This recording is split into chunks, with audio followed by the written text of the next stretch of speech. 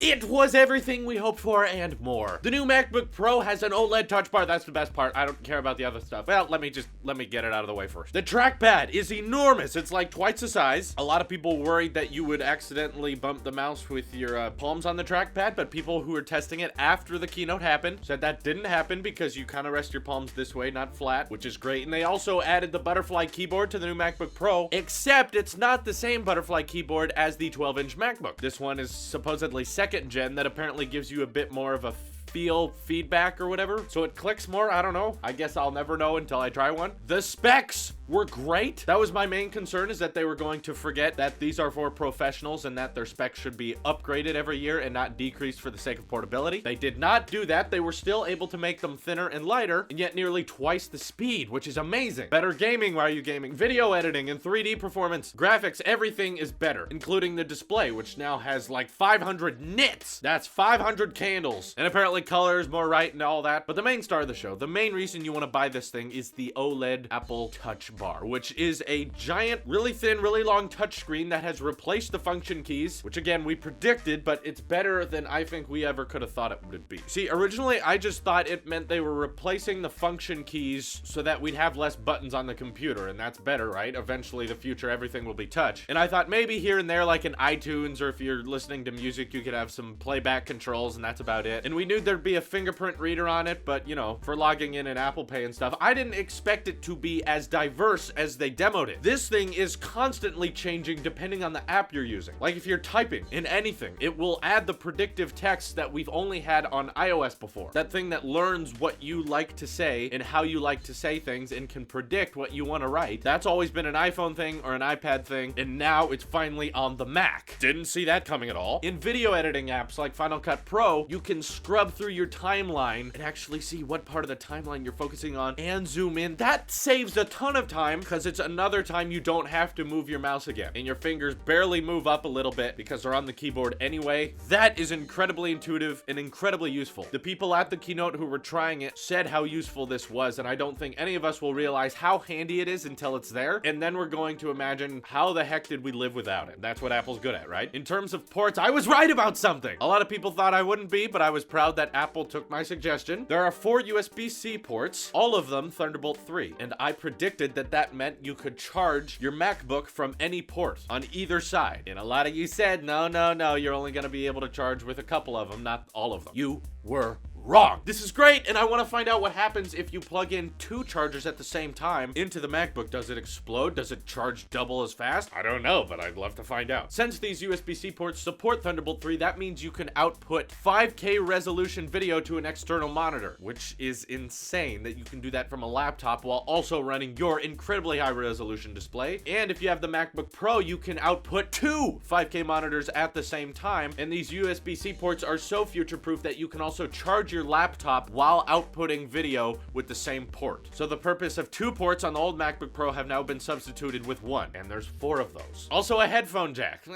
but I don't know why. I guess I'm not mad. It's a little weird. Yeah, I don't know why they did that. That doesn't make sense to me, but okay. We had this whole argument on to why we need to ditch the headphone jack, but I guess we're keeping it around another year. Maybe they assumed that a lot of MacBook Pro users have like big stereo systems they hook up their laptop to, and they're not quite ready to make the switch to USB-C. Maybe that's what it is. Apple didn't want to include an adapter with the MacBook all over again, but I'm fairly confident in saying that this is the last MacBook with a headphone jack. So just enjoy it while it's there, I guess. I'm not gonna use it. But oh no, I've been reading all the hate mail, because when there's a new Apple product, everyone has to find what's wrong with it, of course.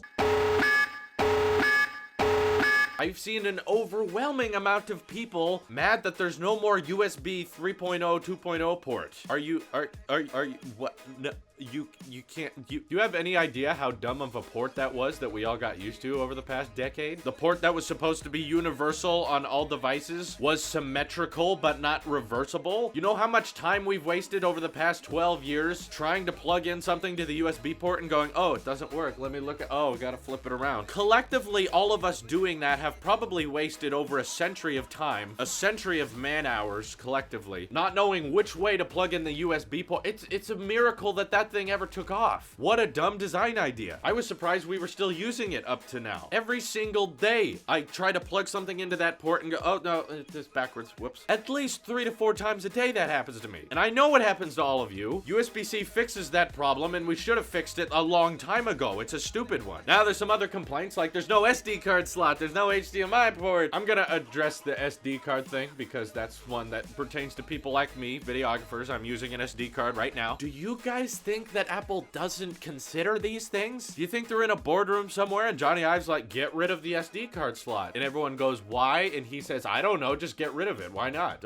Do you degrade them that much? If so, that's rude to them. They've thought this through. The reason they're moving to USB-C, guys, is that with these new MacBook Pros, you can get up to 3 gigabytes a second transfer rate. Something very hard to do with SD card slots as they are now. Are you going to buy adapters? Yeah, you are. I'm sorry, that's gonna put a major budget dent in your $2,000 purchase. You know, these things are designed to last a very long time, and that's what the priority was with this MacBook, making sure it can last nearly a decade. Probably more. My mom still uses a MacBook Pro that came out in 2008. Yes, she's been using it for 8 years. And it's running macOS Sierra. She can update it to the latest running operating system today. Let's see a Surface tablet do that. Oh wait, you can't, because the very first Surface tablet came out in 2012. This MacBook has lasted 4 years before the release of the first Surface device, period. I don't hear that much about Surface devices. MacBooks are built to last and last for the future. And first of all, why is anyone surprised that Apple gets rid of things? Have you all learned nothing from my rants? Nothing is permanent on technology ever. And as soon as someone starts defending that they need a USB port, I just roll my eyes so hard, because that was a dumb port that should have been gone long ago, and now we have a faster port that's reversible that can do everything. Transfer data faster than ever before. You don't like dongles and adapters? Your transfer rate is going to be like 10 times faster than it was before, thanks to the new processing power of these machines, and thanks to the new USB-C port that saves a ton of time when it comes to transferring footage. Saying using adapters is terrible is kind of like saying charging headphones is a pain in the butt. It takes you 10 seconds. Stop moaning about it. It's not that hard. And now your transfer rate is going to be 10 times faster. You're not going to be wasting any more time on this. Hey, no one's complimenting that they got us a 720p webcam on it, right? On the 12-inch MacBook, everyone was mad about that, but now they fixed it and no one cares. All right, fine. Battery life is still really high up there, and they have this really weird non-OLED touch bar 13-inch MacBook Pro that really should have been the MacBook Air, and it just has regular function keys. It has some basic specs, but when benchmarked, this low-end new MacBook Pro is as fast as the higher-end 13-inch MacBook Pro from last year. So now what used to be the highest spec one is now the lowest spec one. Not to mention the 15-inch MacBook Pro has some of the best specs of any laptop, period. Radeon 4 gigabytes of GPU, up to 2 terabytes of PCIe solid-state storage, 16 gigs of RAM. Is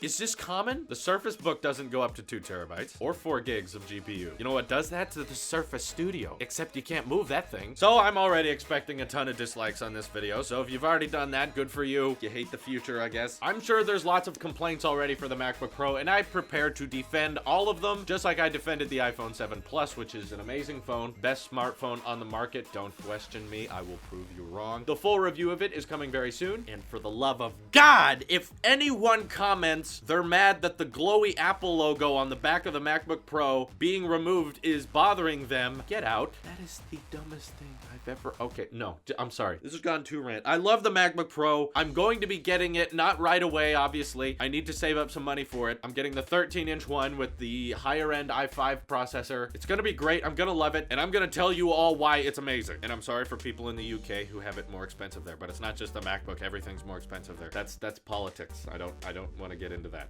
I'm sorry. It's amazing. Let's end this on a positive note. It is a worthy upgrade that I'm very happy to be making. And if you already have a MacBook Pro with all those ports you want so much, good for you. Guess what? That thing still works. You don't have to buy a $2,000 machine, given you already have one that does what you need it to fine. Sorry for Apple making your stuff last forever. This is your Apple Sheep here, and I will see you in the next one.